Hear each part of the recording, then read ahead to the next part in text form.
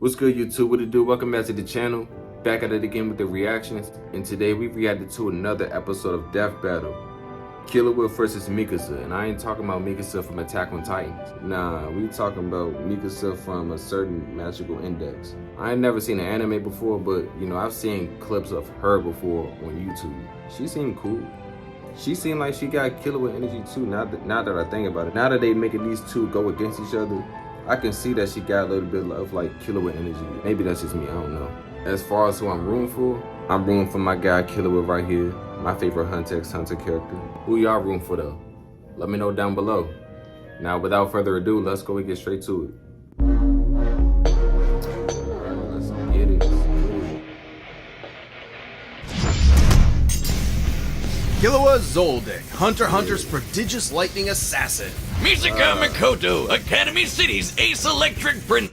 I like how they making it dramatic a little bit. I like how they putting electricity on them. Like, I like how they making this death battle a little more special. Like how they did with Goku versus Superman. That's the most popular death battle, right? Yeah.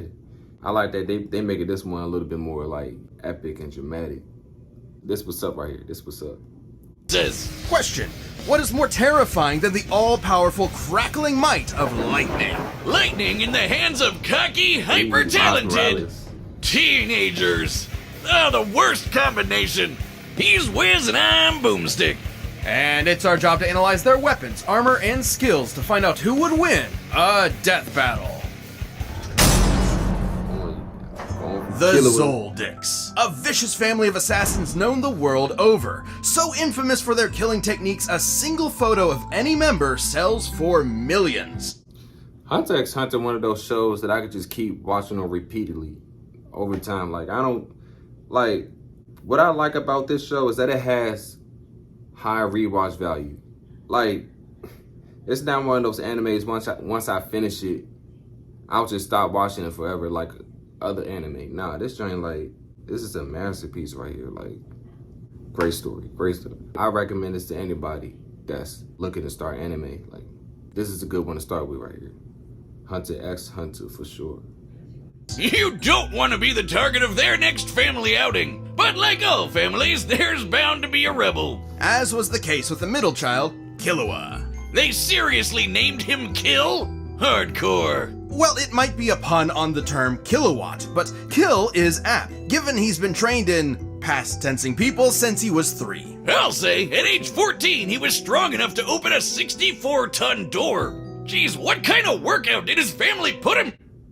Oh damn, he was older than Naruto when he had that blue headband. God damn. Okay, I did not know that. I didn't know that. Through. Somehow it gave him 6 skater skills, extendable claws, and rhythm echo, a technique that lets him fool people's senses with just his feet. More accurately, by manipulating the cadence of his footsteps, Killua can create an auditory illusion, capable of tricking even extrasensory abilities. Killua was a heck of a prodigy, but despite being able to effortlessly rip out heart... Ooh, I remember this one right here. I ain't gonna lie, this one of the most deadliest Killua moments. Like, he didn't even know he took his heart out. What the fuck? Killua is a true menace, man. True menace. His family still thought he wasn't cold-blooded enough. Fed up, he ran away. Not to the circus, but to the Hunter Association.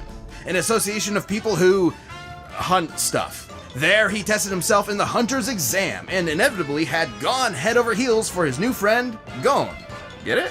Oh god, Wiz, are you still taking those waste-of-time improv classes? Yes, and I think it's going pretty well. Killua's family didn't like him making friends, so they sat him down and then calmly and politely tortured him mercilessly as punishment. It was only thanks to Gon that Killua finally convinced his old man to let him go out on adventures with his buddies. But this change of heart was no act of compassion. Killua's father saw his freedom as just another step in molding him into a better killer. And in some ways, he was right. Through his adventures, Killua learned Nen, an invisible life force that... Yeah, it's key. It's always key. Actually, this one's a bit...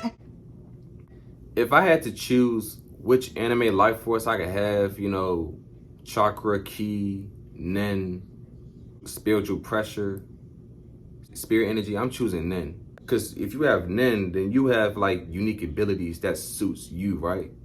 Oh yeah, I would like that. I would like that for sure. Like I wonder what type of nen user I would be. I wonder what would be my abilities that represents me well. I'm definitely choosing nen over all the other life forces. Nen for sure. More complicated. You see, nen is utilized through 4 main principles. Ten for containing your aura while defending from physical and mental attacks, Zetsu for relieving fatigue and masking your presence, Ren for bolstering strength and influencing emotions, That's pretty standard so far. and Hatsu, the unique way in which one's nen is expressed. This comes in many forms, but all fall into one of 6 types, which represent how proficient a nen user is at certain techniques. So it's an RPG class system? More like a hybrid class system, because most users actually fall somewhere between 2 categories, giving them differing degrees of proficiency. Techniques from these nen categories can even be further enhanced by adding rules to their use. Oh, then there are the... Also, for those that don't know, you know, I'm an artist. I like drawing and stuff. So if I have nen, could I like turn my drawings into real life? Like Psy? Like, could I be on some Psy shit and turn my drawings into like real life on some nen shit? Like, that's what I like about nen. It's so many ways to use it. It's so many ways to use it. It's so versatile. Yeah. Nen for sure. Nen for sure. Nen for sure. advanced principles, which... Oh god, okay, I get it. But we haven't even talked about Killua's Hatsu yet. Killua is a transmuter enhancer, i.e. he specializes in transmuting his aura into different forms and enhancing the power of himself and others. He uses his aura to... He makes lightning! Yes, in Killua's hand, lightning becomes a deadly weapon that he can fire down as a bolt, channel through his arms, or send through metal objects. Like his super alloy yo-yos. These bad boys weigh up to 50 kilograms. See, that's how you make a pun, Wiz. Packing enough force to shatter trees like I just shattered Wiz's confidence. Add in Killua's lightning and he can electrify anyone who touches them. And this isn't some magic-y schmagic-y lightning. His bolts have been identified as the real deal more than once. Meaning Killua is certainly as fast as actual lightning, especially when he uses it on himself to bust out Godspeed, a form that greatly amplifies his agility and power, letting him bypass his synapses to reflexively react to threats. For regular folk, that much voltage would be too much. But thanks to Killua's training, he can shrug off over 1,000,000 volts of electricity. He's also exceptionally crafty. In a Nen fight, every move matters, and strategy almost always triumphs, even against greater strength. Killua used these powers to battle world-renowned thieves, bomber mercenaries, and ants. That may not sound like much, but these Chimera ants were brutal, murdering and eating people by the hundreds of thousands, then threatening billions. Reminds me of an old experiment. Gone horribly wrong. Killua understandably wanted to bail, but Gon pulled him back in, much to his frustration. Killua wanted to be there for Gon emotionally, but could not comprehend why he was risking so much against the Chimera ants, going as far as becoming a monster. In other words, Killua was crushing really hard, but didn't know what to do about Gon's simple-minded impulsiveness. Boomstick gotta chill. It didn't end well for anyone. It wasn't all doom and gloom, though. Killua held his own against some of the Chimera ants' best, surviving this forest-consuming blast from one of their captains. Which, judging by its size, was worth several kilotons. And he later injured a top-ranking royal guard, Yuppie. Sure, he ran for the hills the moment Godspeed wore off, and isn't as strong as the weird horseman, but even just damaging someone who can make a crater like this is nothing to sniff at. But amidst all the fighting, Killua still could not get his family out of his mind. Literally. As in, his brother, Illumi, put a needle in his head, forcing him to be controlled by self-preservation, ensuring he'd always run when victory isn't guaranteed. Wiz, you think you can call CPS for that? Thankfully, after some much-needed self-surgery and self-reflection, Killua removed it, overcoming his mental barrier and ready to risk his life for those he cherishes. Which he did when he finally got himself and his dear sister Alluka away from their demented family. He even brought Gon back from the brink of his creepy Nen coma. But despite how valuable Gon was as a friend, Killua realized his unhealthy dependence on him. So he decided to travel with and protect Alluka, finally realizing what he wants to do for the rest of his life. Oh god, the tearful romantic parting! Still, if Gon or Alluka ever need help, Killua is sure to come running. Ready to Killua anyone dumb enough to mess with him or those he cares about. This episode is... That ending was so emotional and at the same time unsatisfying. Damn. Oh yeah, I heard rumors about, them bringing Hunter x Hunter back, but it got canceled or something, right? Right? I would like for Hunter x Hunter to come back. Like a lot of Hunter x Hunter fans would too. Academy City, a sprawling metropolis filled with schools where Espers train to master their supernatural ability. How many of you guys know about a certain magical index? It's like I said before, I don't really know nothing about this anime. I just know about this one. I just know about Mikasa. You know what I'm saying? Is it good? Is it worth checking out? Let me know. Let me know what's up. Most of these youngins dream of rivaling the best Espers, but only a few are hardworking and smart enough to do it. Among them being Tokiwadai Middle School's Level 5 Electro Master, Misaka Mikoto. Level 5?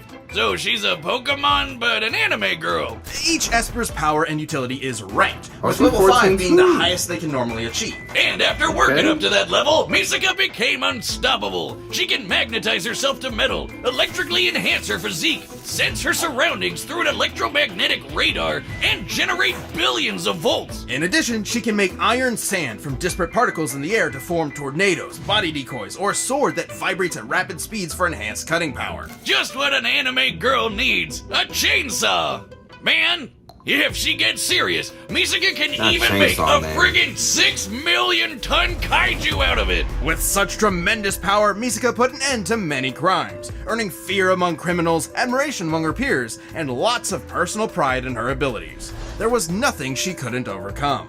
Nothing except the bane of all tsunderes, a frizzy-haired, dumbass anime protagonist. Enter Kamijo Toma, a level 0 nobody who Misaka could not harm, no matter how many times she tried. Oh, I hate you, but I secretly love you, and it'll work out in the end. Shut up! But she'd have more than a dork like Toma to worry about. As amazing as Academy City is, it's more corrupt than New York real estate. Years ago, Misaka gave some shady scientists a sample of her DNA, being promised it'd help cure tons of fatal diseases. Instead, they made tens of thousands of clones of her, Oh my sending them all to be God. slaughtered one by one. Specifically against another level 5 and A-tier edgelord named Accelerator. By Oh, farming he just all look these like an clones, they edgelord. hoped he would finally get enough EXP. That man, he looks like an edgelord. Hey, who y'all favorite anime edgelord? Let me know down below. Me, I gotta say Hiei. That's as far as the anime go. I don't think it could get more edgier than Hiei. Hiei got that when it comes to anime edgelords. That's the video game version of Shadow. It's like a mixture of Sasuke and Shadow. How can it get more edgelord than that? My top anime edgelord, it gotta be Hiei. I'm giving the top edgelord title to Hiei. For sure. To become a mythic level 6? Is that seriously all it takes? How does this Esper stuff work? I'm glad you asked. Espers represent the scientific side of the world, a side I'm so familiar with. All Espers possess an involuntary movement or AIM diffusion field that manifests their power, letting them consciously alter reality. Changing reality with your mind. Isn't that just magic? Au contraire, Boomstick, it's quite scientific. Look at Misaka's signature move, the railgun. Many real-life railguns use a set of parallel conductors to generate Lorentz force. By envisioning imaginary rails between herself and her target, Misaka can create a similar yet greater effect, accelerating the speed and kinetic force of a projectile, usually a coin, into a concussive bullet. It's beautiful. It's science. How long? That move reminded me of that move Goku did at the Tournament of Power when he was like, he did a little key gun right there, thinking he Yusuke and shit. That's what's making me think of that. Goku pulling that Yusuke shit. You know what I'm saying? Are you gonna be nerding out over this? Come on, this is like my one thing.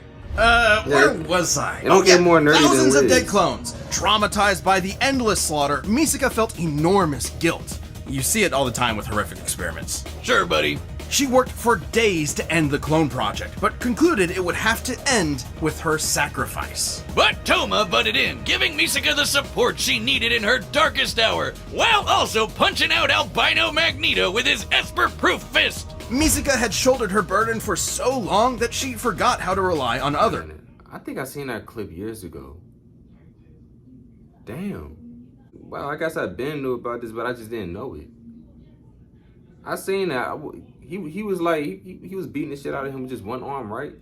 Am I right? Correct me if I'm wrong. I think I seen that part. I was looking up like top anime beatdowns. If I'm correct, then I saw him just pounding dude with just one arm.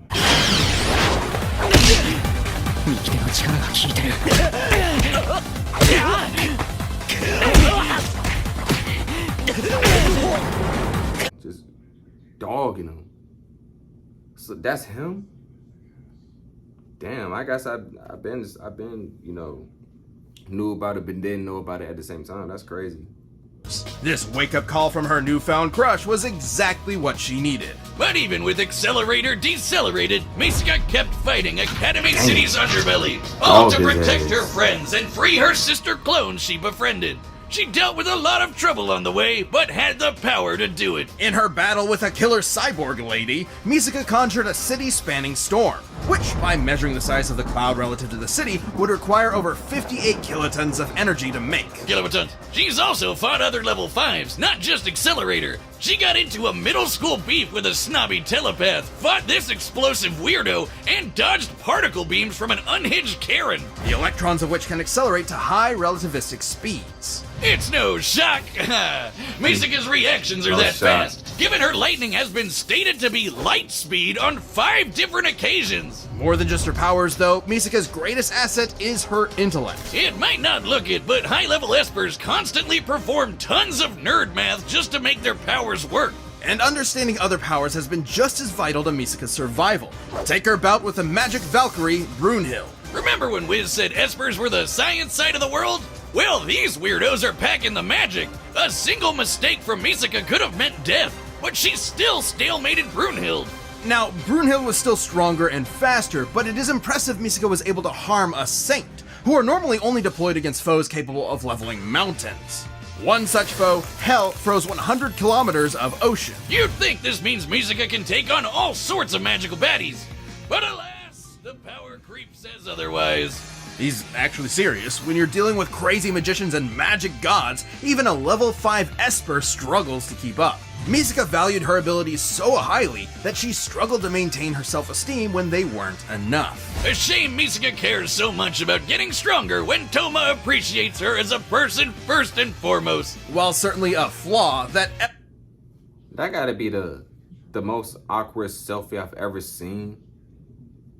Like, I don't think I've ever seen a real life awkward selfie with somebody. What? That's crazy. Yo. That's crazy. That's crazy. That selfie was real awkward. her persistent hard-headedness will also keep Misaka around, no matter the stakes. So watch out, because this pint-sized 14-year-old is quite literally a walking railgun. Alright, the combatants are set, and we've run the data through all possibilities. It's time for a death battle! They both making the cafes. They both making the cafes. Hey, who y'all think does it better? Me, I gotta say Killua off rip. I don't think no anime character can make a better cat face than Killua. Hers is cool, but you know, I gotta give it to Killua. But that's funny. They make them both do the little cat face, like right when they about to duke it out. That's funny. That's funny. That's funny. Come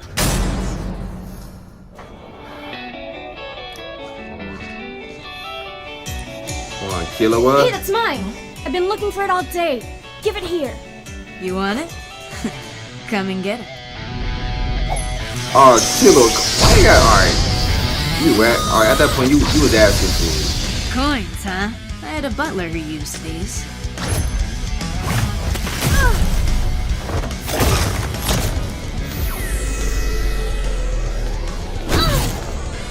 Focus. It's a trick of sound, not sight. Gotcha!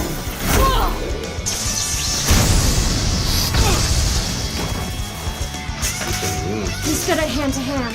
Better keep my distance. She has stronger lightning. Gotta get in close. No problem. But you're immune to lightning though, right? So her best chance is to use something that really don't got nothing to do with lightning, but it's still good.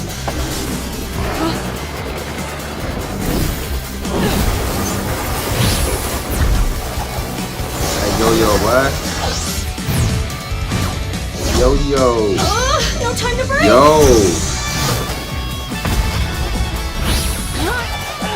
What the hell? This man got trapped in his own yo-yo like he Crash Bandicoot.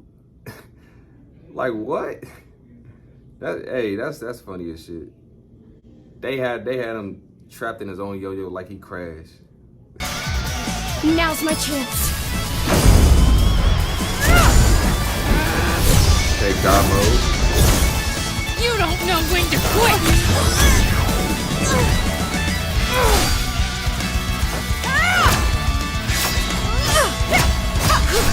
Okay. I ain't saying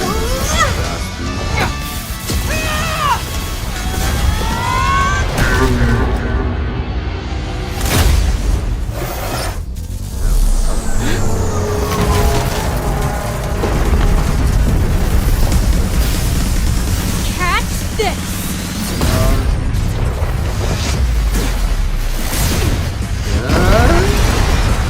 She's keeping this thing together with electromagnetism. Meaning it can be destructed!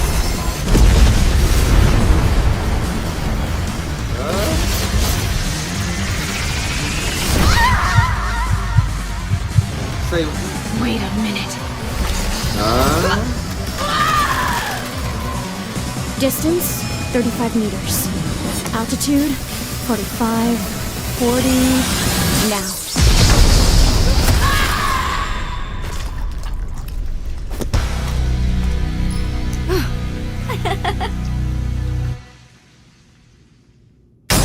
KO!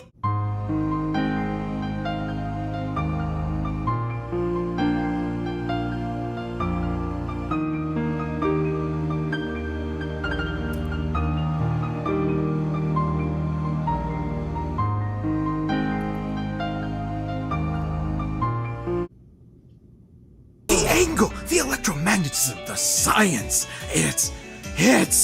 Alright, take a breather there, champ. Whew.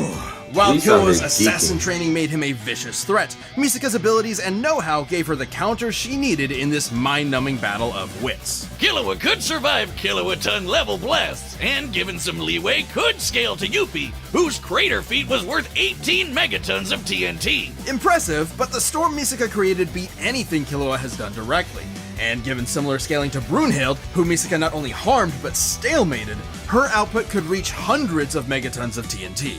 Meaning, no matter which numbers are used, Misaka would always have the advantage in raw electrical power. No surprise there. Killua may have shrugged off 1,000,000 volts of electricity, but Misaka can dish out and survive billions. Still, both characters have contended with and harmed stronger opponents, and the two power systems they work under have allowed weaker opponents to defeat stronger ones in the past. So, might alone wouldn't net either a win. Plus, Killua was way better at hand-to-hand and physically stronger. Knowing his crafty assassin skills, things could have gone south for Misaka if she wasn't careful. But fortunately for the railgun, she was. Her fight with Brunhild shows she knows how to deal with tough, up-close threats while keeping her distance. And being able to dodge particle beams meant Misaka was more than fast enough to react to even Killua's lightning-quick speed. Add to that her bigger pool of powers, and she had plenty of ways to counter Rhythm Echo, since Killua was lightning, or just pin him in place long enough to pull off a railgun finisher. Killua was strong, but he wasn't gonna outmuscle 6 million tons of iron sand.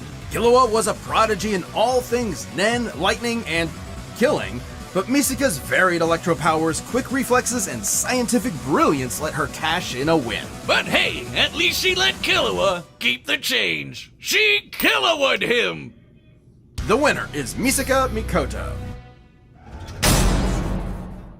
Thanks for watching. Stay tuned, we have a new death battle releasing every 2 weeks this year. And click the join button to get new perks and extra content. Planet level members even see death battles before anyone else, so don't miss out.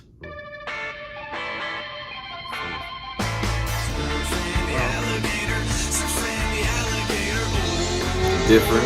Okay.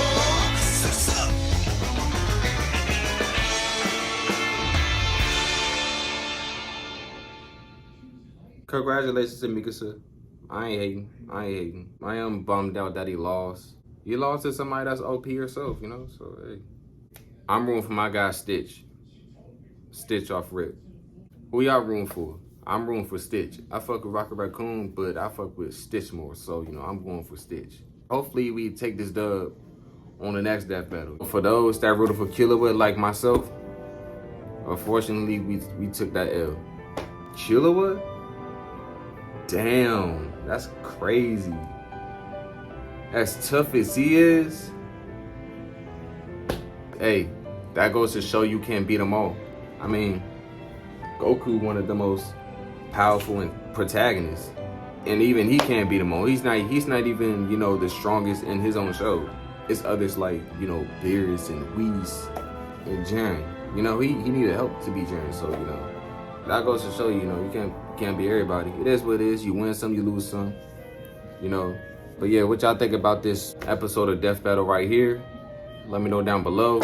Until next video, peace.